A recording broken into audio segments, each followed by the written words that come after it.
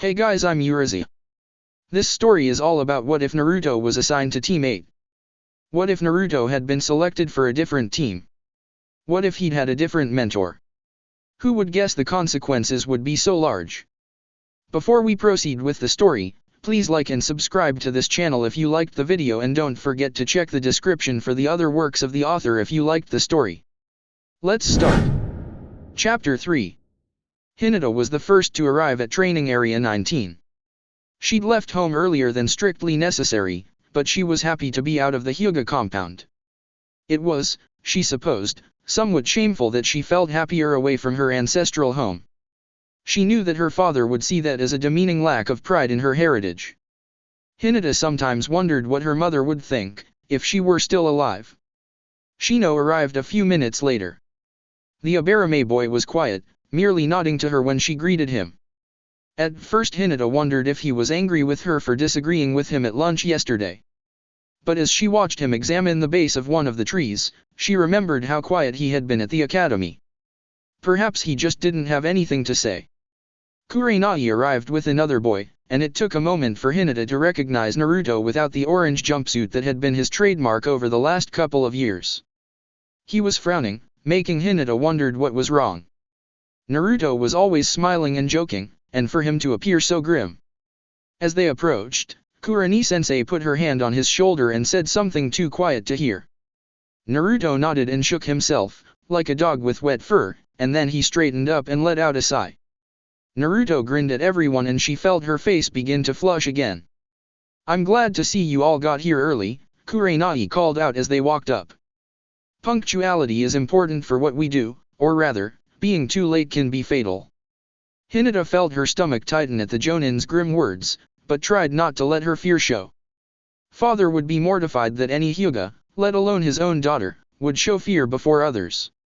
Not that Hinata had done that well at abiding by her father's wishes. Shino didn't visibly react to their sensei's words. Instead, he just continued to look at her through his ever-present dark glasses. Hinata envied his reserve. Hinata did not know quite what to make of Naruto's new uniform. He looked rather good in it, she had to admit. It was also certainly more practical, but his orange jumpsuit had become such a part of him that it seemed strange to see him without it. The quiet way he approached with Kurenai-sensei was also at odds with his normal behavior. All of this made Hinata concerned for her teammate. She liked the Naruto that always smiled and tried again, and she didn't want to see that change. As she became more upset, a sudden thought gave her pause. She liked the loud, brassy Naruto, but did he necessarily like it himself? He'd looked so dejected after the genin exam, and her mind wandered back to other times that he'd been down. Were those truly the only times he'd been upset, or were they the only times he let it show? Reading people was a high art among the Hyugas, ever since one of her clan leader ancestors took his Byakugan to a new level. Hinaro-san was the first to actively read a person's intentions from the tension in their bodies and the way they moved. The observations he made were said to be devastatingly accurate, and the Fire Lord often hired him to evaluate his courtiers and to aid his spymaster in weeding out the disloyal.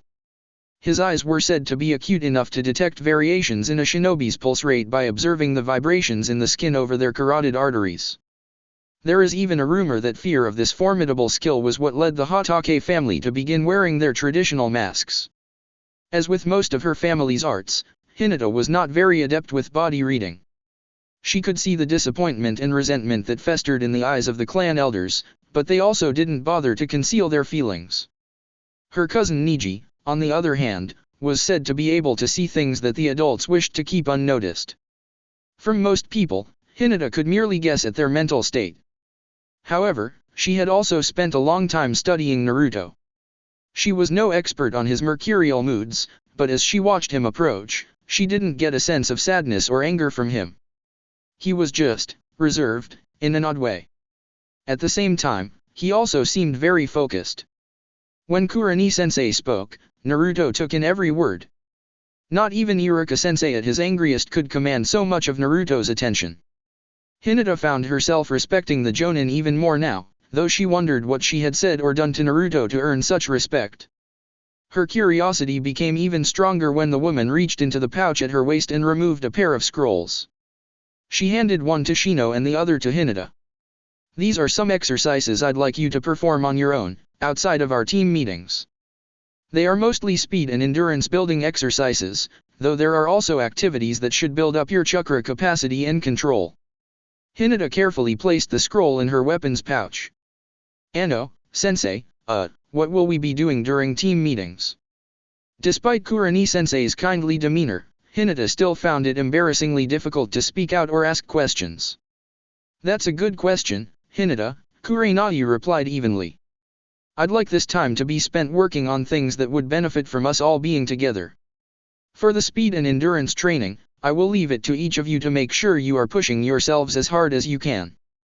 Remember, it won't just be you paying the penalty if you don't. But a team also needs to learn how to fight together. Sparring will let you test and improve your skills against one another, and it will also let you come to understand each other's fighting styles. From what I saw yesterday, they are quite different. Kurenai smiled, perhaps a little grimly. That knowledge will prove very useful when you fight together as a team. You will know how your teammates will react and be able to move with them smoothly to counter any threats. A well-trained shinobi team can move together like a well-oiled machine, and becomes much more effective than just the sum of its members. We call this extra bonus synergy. Hinata nodded slowly. She vaguely remembered something about that concept from lessons at the academy last year. Naruto frowned thoughtfully but didn't say anything. With that, Kurenai put them to work. We'll start with just taijutsu today. No other techniques for right now. Just hand to hand. Hinata, why don't you and Naruto start? Light contact only. Hinata was a little nervous about sparring with Naruto first thing, but tried to control her reactions. Sensei was right, she needed to know her teammates as well as she knew herself. Naruto moved a little stiffly at first, perhaps because of his new clothes. Hinata activated her Byakugan so she could see his tenketsu points, but she didn't push any chakra out of her palms as she struck. This way she could tell if she struck true, which wasn't as often as she liked, but didn't disable her teammate. Naruto jolted back on his heels when her palm slipped around his block and struck him flat on the chest. He smiled ruefully at her and shook his head. Her stomach gave an odd wobble as he dropped back into a ready stance. Naruto didn't seem to be upset that she'd scored on him. In fact, his look was almost approving. That thought made her falter and she almost missed a block. Naruto, of course, was pulling his punches at the last instant, neither of them was out to hurt the other. Nonetheless, his knuckles still jarred her shoulder. Mortified at her slip, Hinata grabbed his sleeve, wrapping her fingers around his arm just above the wrist. She brought her other hand in low, aiming for the tenketsu point right above the hara, between the navel and diaphragm. Naruto twisted backwards to avoid the blow, but her hold on his arm limited his motion. Naruto purposefully fell backwards. Hinata let go of his arm so she could chamber a kick, but then realized that he had a handful of her jacket clenched in his fist now. Her unpredictable teammate rolled onto his back, pulling his knees up to his chest, and Hinata was yanked forward off her feet. He let go of her shoulder as her stomach came to rest on his sandals. Hinata barely saw the pleased grin on his face before she was launched into the air. Hinata found herself upside down, flying backwards through the air. She curled up to speed her rotation, and managed to get her feet under her before she landed, her back to Naruto.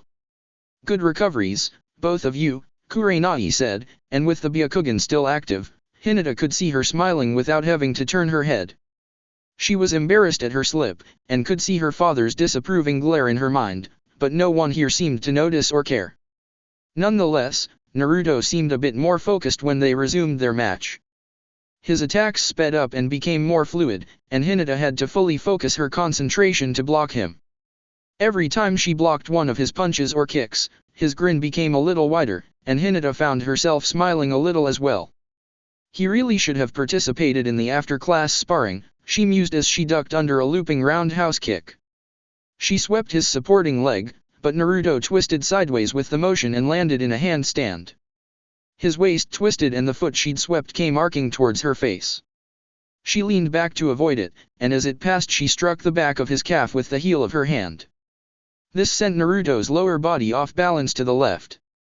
He should have fallen to the ground, but he'd anticipated this and flexed his elbows, throwing his upper body into the air even as his legs rotated to the ground. He ended up on his feet in a comically wide stance, but the rotation brought his upper half in close to Hinata and his left hand came up inside her guard.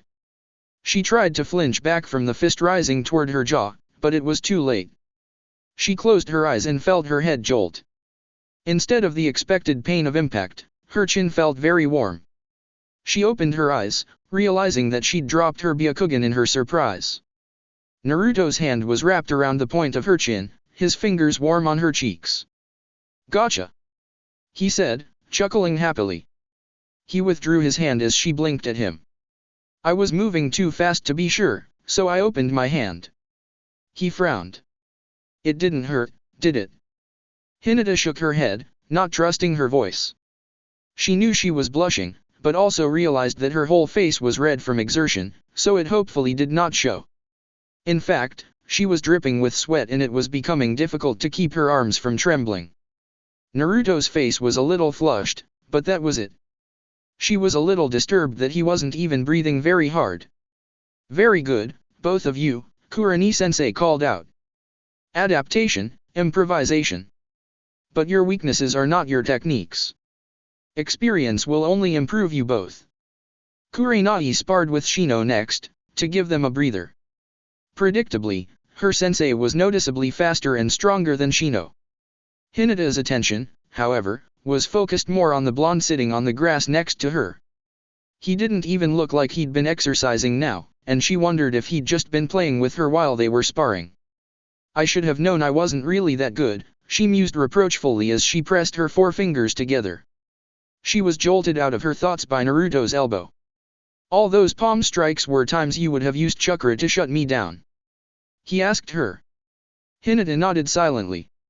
Aside from Kurenai explaining the reasons why they trained together, it wasn't that like Jayukin was that big a secret. Her family's famous techniques were described, in a general fashion, during the history lectures at the Konoha Ninja Academy. Naruto rubbed at the back of his head. "Then I guess I got you twice and you would have demolished me at least a dozen. That's pretty good." Hinata turned and stared at the boy, but he didn't seem to be mocking her. Kurenai smiled as she put Shino through the ringer. The boy was a little larger and physically stronger than his teammates, and for the most part he hadn't been challenged that much the day before. She had a feeling that the boy was actually a bit more talented than he let on. As reserved as the boy's father had been, she realized that she shouldn't be surprised that his son would treat the academy like an infiltration assignment. In the back of her mind, Kurenai again wondered at how clueless the academy examiners seemed to be. "If we are teaching children to be shinobi," she mused, "then why should we expect straightforward tests of their abilities to be accurate? Some students would excel at those, of course." The Uchiha boy, Sasuke, seemed to have something to prove, so he would of course push himself to become the top of his class. But those might prove to be the exceptions. She'd stayed after the meeting where the genins were assigned and grilled Iruka for everything he could tell her about his charges. The Chiryunin was a little disconcerted by her attention, but gratified that she was actually interested in his observations, as well as the examination grades. In those, Shino was said to be merely average at Taijutsu. He was more than capable of defeating someone without training, but was barely above the bottom third of his class at the academy. But now, placed on the spot against a superior opponent, the boy was executing blocks and counters at a level of proficiency approaching that of a Chiryunin. "You've been holding out on us," she accused as she drove a spearhand strike at his midsection. He silently blocked with the edge of his wrist and sent a back fist strike against her temple. Kurenai stepped into it and blocked with her forearm. She brought up an unnoticed knee and tapped Shino in the stomach. He nodded, acknowledging her point, and stepped back into a ready stance again. She sent a kick at his midsection, but when he went to block, she pulled her foot back, rechambered the kick, and launched it again at his head. He ducked his head, but her heel clipped his shoulder on the way down. Shino drove 2 fingers into the hollow of her knee and she barely managed to pull her leg back before his nerve strike numbed it. "You didn't learn that at the academy," she observed as he deflected a ridge hand strike she aimed at his floating ribs. "Extra training with your family?" she asked as she blocked his counter-strike at her stomach. Shino pushed back against her block and his feet slipped backwards a few inches on the grass. That evidently was his aim, as that motion gave him enough room to bring his foot up and kick. She caught his ankle between her palms and gave his leg a sharp twist. He leapt upward and retracted his leg, pulling himself closer for a knife-hand strike at her face. The move was unexpected and well-timed, and she barely pulled her head back in time to avoid it. As it was, his fingertips ghosted across the skin of her forehead. She used her grip on his ankle to throw him back, and he somersaulted backwards once before rolling onto his feet and rising into a low crouch. "Very good, Shino," Kurenai said approvingly. "But if you wish to remain on this team, you will not hold back during our training sessions. I can understand your caution within the academy, but there should be no secrets between teammates." She saw Naruto give a guilty start out of the corner of her eye and knew he'd gotten the message as well. Shino merely nodded at this, which she accepted with good grace. She'd get him talking. Eventually. Maybe. After that, Naruto sparred with Shino, and had a noticeably harder time landing a hit than he did the day before. Kurenai also took the opportunity to work with Hinata on her blocking techniques. Kobaru-sensei had done the same for her, many years ago. There were ways to angle the arms and legs that increased one's leverage. These modified blocks were not taught at the Konoha Ninja Academy because they required superior speed and timing to execute properly. For an agile kunoichi who possessed less upper body strength than her male counterparts, however, they were ideal. Hinata took to the techniques avidly, and Kurenai could tell she was flattered to be getting any individual instruction at all. If she didn't already despise Hayashi, the Hyuga girl's reactions would drive her to do so. When she explained why she was showing the girl the alternate techniques, Hinata just nodded thoughtfully. Kurenai was embarrassed to remember how she had given Kobaru a very hard time about his insinuation that she was weaker than Matai or Namaru. After about half an hour of this, switching off sparring partners every few minutes, Kurenai found all of her genins to be somewhat worse for the wear. Naruto's new uniform was covered with dust and bits of grass from all the times he'd been knocked down. At the same time, he was also smiling broadly as he helped Hinata, who'd slipped to one knee after successfully blocking his last kick. The Hyuga girl was red-faced and barely able to stand, and Shino's chest moved rapidly enough to inform his teacher that he was breathing hard. "All right, that's a good start. We can walk to cool down and let our muscles relax. I can tell we definitely need to work on endurance training. Make sure you follow the exercises I gave you, and ask me if anything is unclear." With that, she led them out of the training area and through the outskirts of the village. The villagers they passed had very different reactions to the genins placed in her charge. Hinata's eyes and unadorned forehead marked her as a member of one of Konoha's oldest and most powerful families. People who didn't know her gave her at least a respectful nod, and she returned those she noticed. Shino's clothing and glasses marked him as an abarame, and most people gave him a wide berth. A few glanced downward at their arms and legs, as if to make sure a bug hadn't crawled up onto them. Kurenai did have to wonder how commonplace it was for a member of Shino's clan to tag the people around them with the scent-producing female Kikai bugs. The one she'd worked with explained that it helped him differentiate his teammates to the allies he'd stationed on guard duty.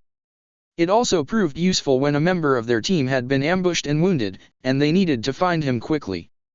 Of course, that didn't mean she was comfortable with the idea of someone ordering a bug to crawl onto her body and hide itself. She'd probably need to talk to Shino about that the next time she could speak to him alone.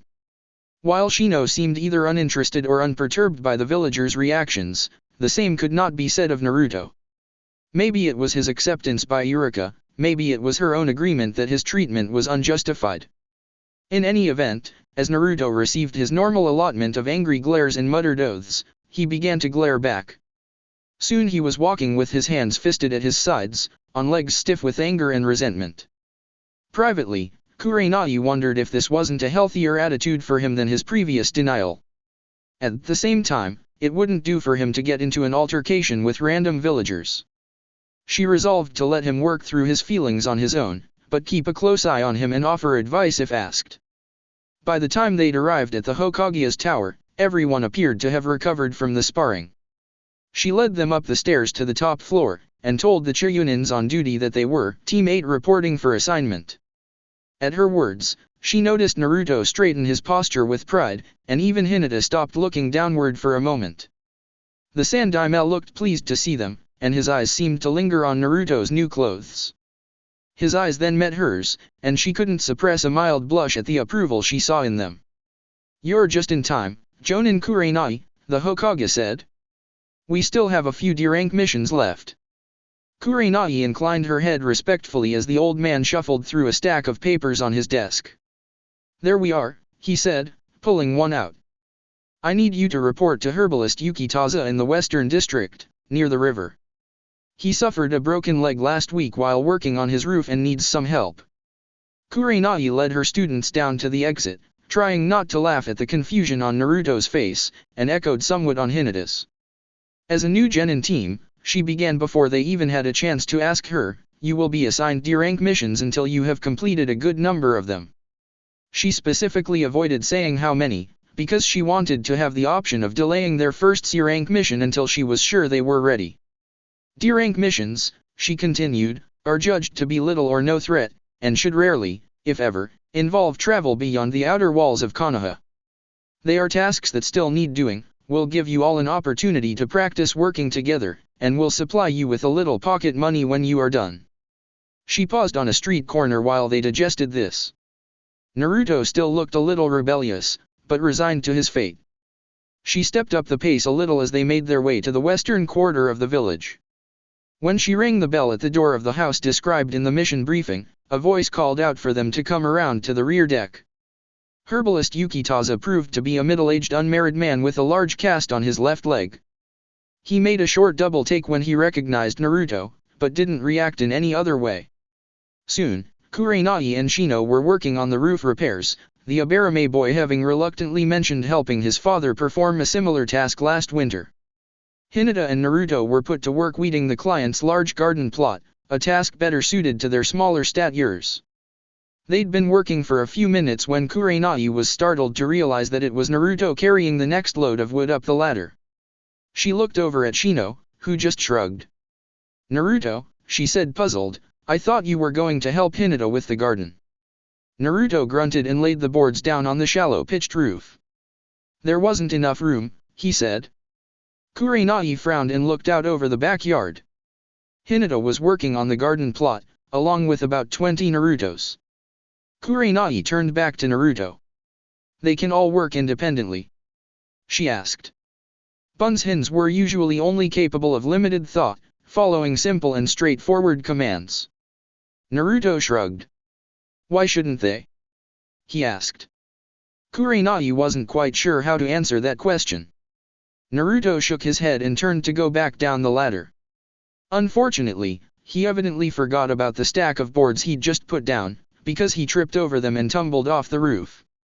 Kurenai lunged forward, hoping to catch the boy, but it was too late. She reached the edge of the roof just as Naruto hit the ground, and disappeared in a puff of smoke. She stopped, staring at the vapors that rapidly dissipated. "I was talking to one of his bunshin and didn't even realize it," she mused. "What the hell is that boy?" She looked out at the garden, where Hinata had just grabbed Naruto's arm to prevent him from pulling up a plant that wasn't a weed. He scratched at the back of his head, embarrassed, not even noticing how Hinata pulled her hands back from his arm like they were burned. Not did he notice her blush, for all that it was brighter than his own. "He's Uzumaki Naruto," Kurenai reminded herself ruefully, "and he breaks the rules without even realizing it." Naruto and Hinata finished the garden in less than 20 minutes, with a clone starting at both ends of each row and Hinata using her Byakugan to supervise. With her ability to look in all directions at once, she could see if he missed anything or was about to pull something that wasn't a weed. The latter happened a little more often than Naruto would have liked, but Hinata didn't tease him about it. In fact, she seemed to worry that she wasn't doing her fair share of the work. Naruto wasn't any expert on girls, or kunoichi, by any stretch of the imagination. But he suspected that most of his female classmates would have been glad of an excuse to not get their hands dirty, rather than worrying that they weren't doing enough. He tried to tell Hinata that he appreciated her attitude, but when the words came out of his mouth it sounded more like, "I like how you're like a boy," instead of a girl, and she became very upset and then confused when he tried to explain. "I mean, you're not like Sakura or Ino," he said quickly. Hinata ducked her head down and looked even sadder. I know," she said hesitantly. But that's a good thing, Naruto said quickly. Did she like Sakura and Ino? He wondered. I don't remember ever seeing them talk, but they are all girls, they're like some secret society. It is? She asked. Her forefingers were pressed together so hard that the skin had turned white. I mean, they are nice and all. I'm not saying they are ugly or anything, Naruto added quickly. If they were all friends and it got back to those two that he said they were ugly, genin, or not, he was a dead shinobi. Hinata frowned, perplexed. Ano. She swallowed. Naruto-kun, I don't understand what you mean. I'm just saying, well. I'm glad you're on my team, Naruto said firmly. There. No one could interpret anything bad out of that, right? Hinata stiffened like she'd been slapped, then quickly turned away. Naruto's mouth dropped open. He started to step around her to ask what he'd said when she pointed at one of his clones. Stop. He's about to pull a good plant, she said in a choked voice. Naruto whirled toward the offending clone. You heard her, he barked. Take it easy, Baka, the clone said. You're acting like she's your girlfriend or something. An instant later the clone disappeared as Naruto's fist transited through the space its head once occupied. Sorry, he apologized. Sometimes they get a little smart-mouthed when they know their time is almost up. We appear to be almost done, Naruto, Hinata said in a quiet voice, still not facing him. I will go inside and help Yukitaza-san with the kitchen. Naruto glared at the remaining bunchin as Hinata silently walked toward the house. All of them stayed bent over, peering carefully at the ground as they finished the weeding. After finishing outside, Naruto went indoors to help with the cleaning. Hinata was silent as he passed through the kitchen, very intently focused on dicing up some vegetables herbalist Yukitaza had delivered earlier that day. After locating the cleaning supplies, Naruto created another set of clones and put them to work tidying up. Fortunately, this was something he knew quite well how to do, having had to clean up his own apartment for years. He finished as Kurenai and Shino came down from the roof. Naruto sent his clones out to put away the tools and the ladders. Hinata was still busy in the kitchen, so Naruto and Shino were sent to make some deliveries to their clients' customers. Kurenai-sensei decided she would help Hinata finish. She gave Naruto a piercing look as she announced this, and he felt the back of his neck grow hot. As he ran down the street with a small bundle of herbs, Naruto tried to figure out what he'd done wrong. It wasn't like he'd asked the stupid bunchin to mouth off. Maybe Hinata thought it was saying something Naruto was thinking, and that was why she'd been offended. It sort of made sense in a way. Sakura always hit him soon after he'd asked her out. Naruto realized that his attempts to be friendly with her seemed to always make her angry at him. Maybe it was something about him, maybe it was some aura given off by that bastard fox. Perhaps it was a side effect of the seal used to imprison his unwanted tenant. Maybe a seal strong enough to repel a demon would also repel any girls he came into contact with as well. He scowled as he knocked on the door of his bundle's destination. An old woman opened it and Naruto handed her the Pokage before she had a chance to realize who he was. This is from herbalist Yukitaza. He broke his leg and can't make his own deliveries today. With that, he spun and was halfway back to the street before the woman had a chance to speak. Naruto stuffed his hands into his jacket pockets as he made his way back to the herbalist's newly cleaned and repaired house. It was bad enough how people hated him for something that happened the day he was born, but now he was pissing off everyone else, even when he was trying to be nice. When he returned to the house, Hinata and Kurenai had finished up in the kitchen. With the deliveries made, the last tasks for their mission were completed. The herbalist thanked them for their help, and even looked Naruto in the eye, which impressed him a little. Not quite an hour and a half, Kurenai said after they made their goodbyes. That was very quick.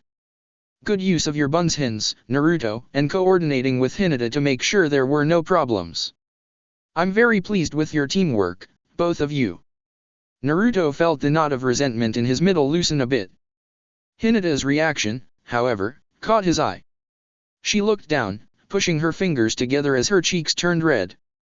When she noticed him staring, she turned completely away. He frowned and let out a sigh. Evidently she was still mad at him or something. As they made their way back toward the center of the village, Kurenai peered up at the afternoon sun. At this point, I doubt the Hokage has any missions left to give out.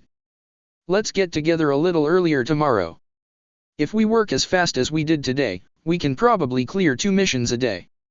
I'll see you all at the training ground at 10, all right? Everyone nodded, and then Kurenai pulled some slips of paper from her pouch. A friend of mine gave these to me, but I have something I need to do tonight, so I thought you 3 could use them. She handed one to each of her genins. It was a coupon for Ichiraku, good for a large bowl at half price. Naruto's stomach rumbled, but the way things were going he thought he'd rather eat alone. Thank you, sensei, he said, though he imagined his voice sounded a little subdued. His teammates echoed his thanks, though he noticed Shino looking at him a little oddly. Naruto also felt his sensei's eyes boring into him. Well, you'd better get going before the dinner rush starts, she said. You probably shouldn't stay out too late. Oh, before you go, Naruto, I needed to talk to you about your taijutsu training. You can catch up with the others. Naruto let out a quiet sigh as Shino and Hinata headed off to Ichiraku's. Okay Naruto, Kurenai said. I need you to let Guy know tomorrow morning that I'll be working with you all on Genjutsu Recognition Week after next. He can send Tenten and Lee over to Training Area 19 at noon, so they can participate. Got that? Naruto nodded and repeated back the relevant details. Good, Kurenai said, nodding her approval. Now, would you like to explain why you are less than enthusiastic about sharing a meal with your teammates? Naruto rubbed at the back of his neck. I seem to have annoyed them at some point today. Shino seems to be acting normally towards you, Kurenai observed. Naruto stayed silent. So it's Hinata, she surmised. Did this happen after you paid her some compliment? Naruto's mouth stayed shut, but his head betrayed him by giving a quick nod. I see, Kurenai said. She gazed down at him for several moments. It probably isn't my place to say anything, she finally spoke, but I've noticed that she doesn't always know what to do when someone says something positive about her. I wouldn't take it too personally, Naruto. Why is that? He asked, genuinely puzzled. Kurenai shook her head. Why don't you ask her yourself? Naruto opened his mouth, and then closed it. It was obvious to him that Kurenai-sensei knew more than she was saying, but she wanted him to find out for himself. Why are you making such a mystery out of things? Kurenai looked down at him and gave a faint smile. I know things about you that you would probably prefer that I keep to myself. Please extend your teammates the same courtesy. Naruto's stomach lurched when the meaning of her words sunk in. Jigomen, he said quickly. Kurenai sighed and shook her head. No need to apologize, Naruto. You are still learning how a team works, and what a sensei does for their students. Just keep in mind that I'm probably helping other people in ways similar to how I help you. She cocked her head, frowning, as the afternoon light glistened on her mane of black hair. Naruto, this is usually hard for someone your age to really understand, but keep in mind that not everything that happens around you is about you. Naruto frowned and scratched the side of his head as his mind raced. So, what you're saying is that she didn't act that way because she's mad at me? I'm saying that might be the case, Kurenai replied cryptically, or more likely it's a combination of things, and who you are played only a contributing role in the outcome. Naruto nodded slowly. I think I understand, a little. I don't understand why this has to be so complicated though. People have been asking that question for a long time, Kurenai replied in a serious voice. Naruto let out a sigh. It's not going to get any easier, is it? Probably not, Kurenai said with a slight smile. But few worthwhile things are easy, are they? I guess not. Thanks for explaining some of this, Naruto said, straightening. His stomach decided to lighten the mood by letting out a low rumble. That's partly my job, you know, his sensei said with a sad smile. Real-life examples of looking underneath the underneath seem to work the best. But, you'd better get going before they eat all the ramen. Naruto knew she was just teasing him, but his pulse still sped up at the thought. After a quick bow, he began racing off across the rooftops to catch up with his team. He heard the quiet laughter that followed him, but, recognizing her voice, he just smiled himself. He caught sight of Shino and Hinata blocks before they reached the ramen stand. He landed lightly on the pavement behind them, but still they both turned as one to look at him. Well, we are supposed to be a reconnaissance team, he mused. Had to talk to Sensei about my extra training, he said. It was technically true, and much less embarrassing to admit. Ano, what does your scroll say? Hinata asked. We've been comparing ours, and Kurenai-san has put a lot of detail into the plans. She didn't give me a scroll, Naruto said with a slight smile. She arranged for me to work with another jonin in the morning. Some guy by the name of Mato Guy. Shino looked at him, and Naruto swore the skin above his glasses began to draw together, like he was frowning. I've heard of him, he's a renowned taijutsu specialist. Naruto bit his tongue before it could start bragging. If Kurenai-sensei was correct, these were not the people around which he needed to put up a false front. In a heretofore rare flash of insight, he realized that Shino might interpret Naruto's morning training with another jonin as a sign of favoritism. I hope so, he said with a theatrical sigh. She said my taijutsu was such a mess that she didn't think she could fix it without help. Hinata just stared at him as Naruto gave a sheepish shrug. Shino's brow, however, smoothed out and he gave a thoughtful nod. Then it's good that you are both taking this so seriously. Naruto shrugged. How am I going to beat you down if I don't? He asked innocently, then began to whistle tonelessly as he walked past his teammates. We'd better get there before the noodles get cold, he said. He turned back to see Shino and Hinata exchange a wordless glance before they began walking again. The old man who ran Ichiraku always seemed pleased to see his best customer. Hey Naruto, who are your friends? He asked. Until recently, he and his daughter were the only people Naruto knew who were likely to even notice if he dropped dead in his apartment. At least, until the smell bothered the neighbors, he reminded himself. Still, if anyone deserved a smile, the gracious man about to serve the noodles surely did. Shino and Hinata had silently walked up on either side of him, so he put a hand on each of their shoulders as he answered. These are my teammates, Ichiraku-san. Well, why haven't you brought them here before? The old man asked. Well, we just became Team 8 yesterday, and we had a practice, and... Naruto explained until he noticed the man was smiling and waving his hand from side to side. Naruto, I was just joking with you. Seriously now, aren't you going to introduce your friends? Gomen, Naruto said quickly. This is Abarame Shino and Hyuga Hinata. I'm pleased to meet you both. He replied. Have a seat and I'll get you some menus, take all the time you want to decide, we have a lot of flavors to choose from. Naruto, of course, already knew what he wanted. He used Kurenai's coupon to order a large bowl of pork ramen at half price, and after checking his wallet ordered another bowl of miso-flavored ramen. Shino ordered a bowl of beef ramen, while Hinata eventually settled on miso ramen. Everyone was quiet after the noodles arrived. Their labors seemed to have given them an appetite, because their mouths were kept too busy for conversation for a good while. Surprisingly enough, it was Shino who finally broke the silence. Our sensei was impressed by your bunshin, he said without preamble. Naruto frowned. What do you mean? The one that carried the wood up to the roof, the bug user replied cryptically.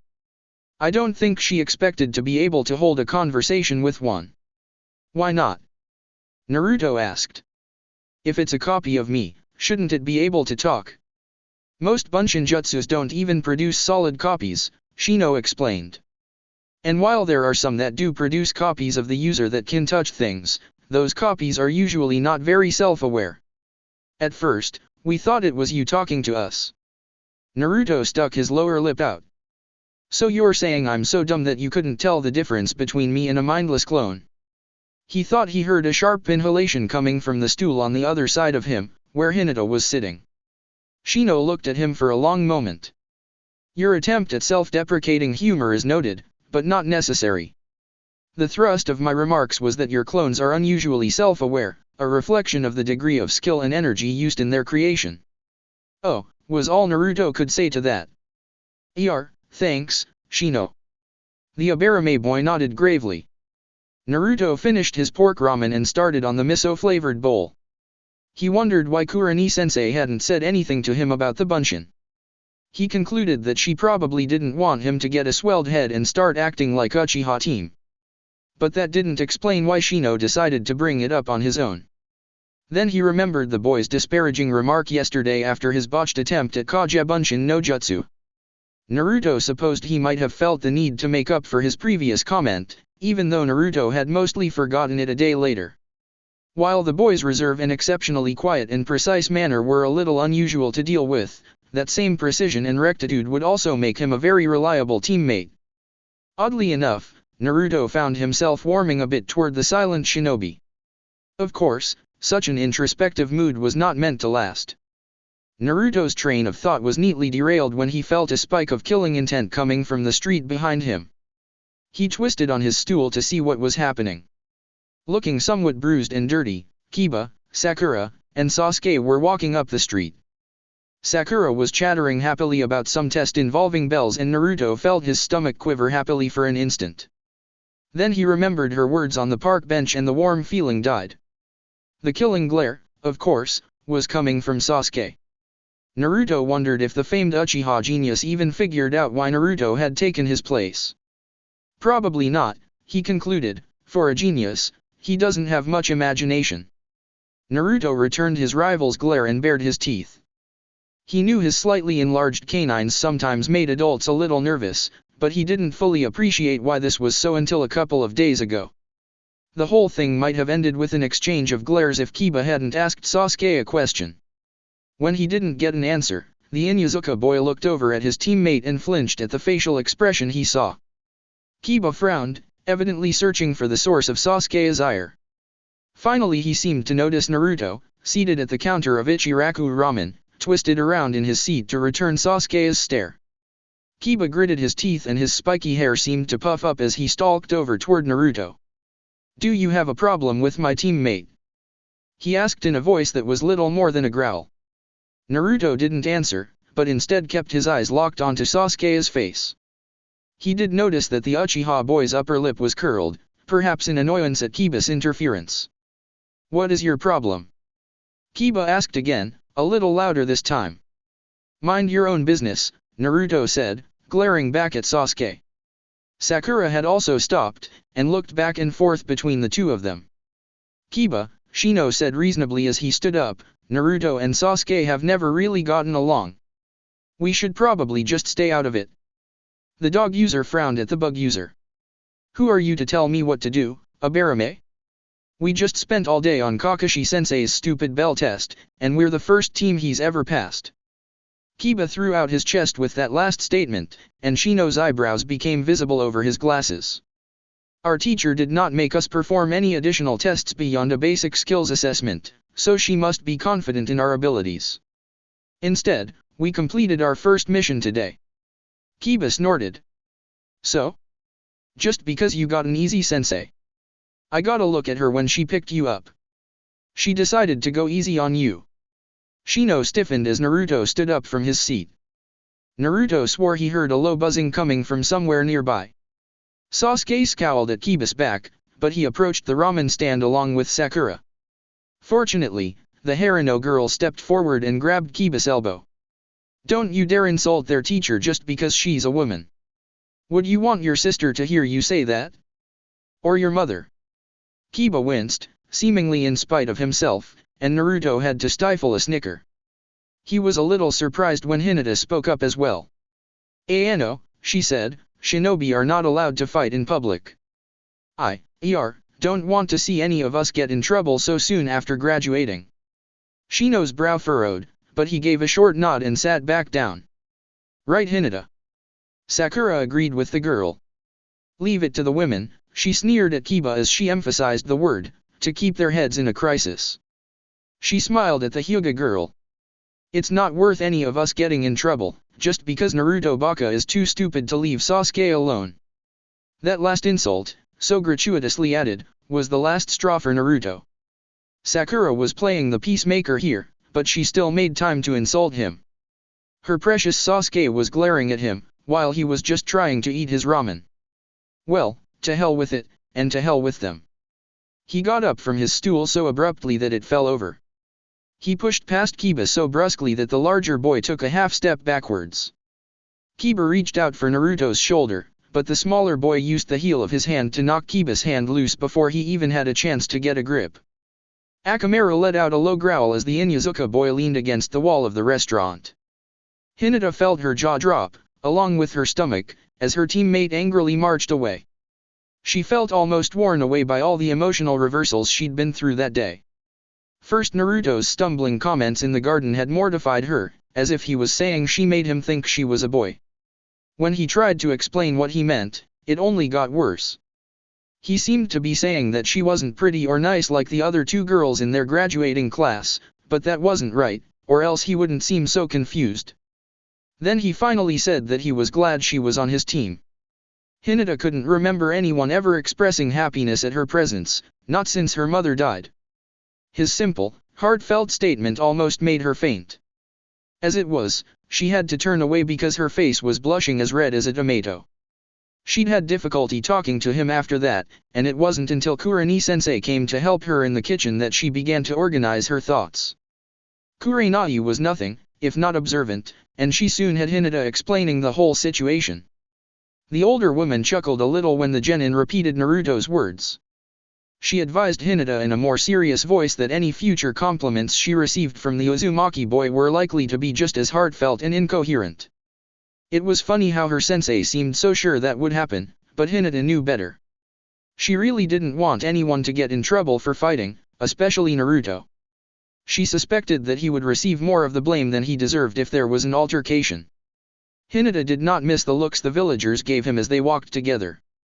She knew Naruto was often laughed at by the other students at the Konoha Ninja Academy. But she hadn't realized how the villagers in the street reacted to him. It seemed almost familiar, in a way. It took a while before Hinata realized that she'd seen that degree of distaste before, in the faces of the Hyuga clan elders when they talked of her failures. Still, Naruto passed through it without comment, merely returning the more virulent glares. Hinata didn't know whether to be impressed by his fortitude in the face of such dislike, or to be heartbroken that the boy didn't seem to regard it as anything unusual. Nonetheless, she feared that a public brawl would make people hate him even worse, especially since it would have involved genins from several prominent families. Between her and Sakura, they'd managed to remind the others of the rules, and at least partially defuse the tensions between the two teams. She was grateful to the pink-haired Kunoichi, and started to shyly return the girl's smile when Sakura decided to insult Naruto and blame him for the whole situation. Sakura's attitude toward Naruto was well known to Hinata, but the white-eyed girl was surprised to see her still lash out at him while supposedly in the role of a peacemaker. This hypocrisy wasn't lost on Naruto either, because he visibly flinched, then got up from his stool so quickly that she was afraid he was going to attack someone. Instead, he just brushed past Kiba, who was also standing closer than was strictly polite. Sakura rolled her eyes and sighed. "He's always such a baby," she groused. Kiba scowled, shaking the hand that Naruto knocked away. Hinata, who'd been staring after her teammate, turned toward the other girl. The new emotion she'd started feeling on Naruto's behalf began to simmer within her. Her Byakugan activated on their own, and Hinata was surprised by a sudden desire to close all of the girl's tenketsu points. Close up, the distended blood vessels and enlarged pupils that characterized her family's advanced bloodline looked rather disturbing. Hinata had always been embarrassed about this before, but now she was secretly pleased when the Harino girl stepped back suddenly. "What's wrong?" the girl asked. "You should not say such things to Naruto," Hinata said in a voice that was little more than a whisper. Sakura gaped at her for a moment, but then her eyes grew canny. "I understand," she said. "But just because you like him doesn't mean he isn't dash." "I think you fail to understand," Shino interrupted, "that Naruto was wholly focused on his food until Sasuke made his presence known. His killing intent was noticeable to all of us. Your condemnation of Naruto is therefore illogical. I think you also fail to comprehend that it is possible to feel loyalty toward teammates in the absence of romantic attachment." The bug user looked from Sasuke to Kiba, ignoring the shocked silence caused by him actually speaking up. "You have my sympathies," he told the dog user in a matter-of-fact tone. Sasuke let out a humph, but didn't dispute anything Shino said. Hinata wrapped her fingers around the hem of her jacket. Ano, Shino-san, I think I've had enough ramen. Shino looked at her for a moment before nodding. He looked at the cooling remains of his beef ramen. You are correct, it is best hot, and our meal has been interrupted. He turned to the older man and bowed, a motion Hinata quickly echoed. They left their money next to Naruto's and then Shino led the way as they left Ichiraku. As Hinata and Shino walked side by side down the street, she could hear the man's voice carrying in the late afternoon air, I would appreciate it if you young punks would not run off my customers. It was several minutes before Hinata found her voice again. Arigato, Shino-san. Shino's head turned toward her, even as he continued to walk forward. My observations were accurate and relevant. No thanks are necessary. Hinata absorbed this carefully as they continued down the street. Gomen, she finally said, but you seem to have changed your opinion regarding Naruto-kun. Shino was quiet for a moment, and Hinata worried that her question had offended the boy. I am re-evaluating my assessment, he finally said. Kurenai-sensei seems to bring out qualities in him that were not apparent in his conduct at the academy. A skilled observer must always be willing to challenge his preconceptions if new data contradicts. Finally, they reached an intersection where Hinata needed to turn to reach the Hyuga compound. I will see you tomorrow, she said quietly. At 10, Shino agreed. Hinata nodded and turned toward her home. She noticed the sky slowly darkening in the east as a warm summer evening approached Konoha. It seemed impossible that so much had happened in the span of a handful of hours, and she wondered if life would always be like that around her new friends. That thought fortified her as she walked, steeling herself for her father's inevitable questions. That's it for part 3. Thank you for watching and see you on the next video.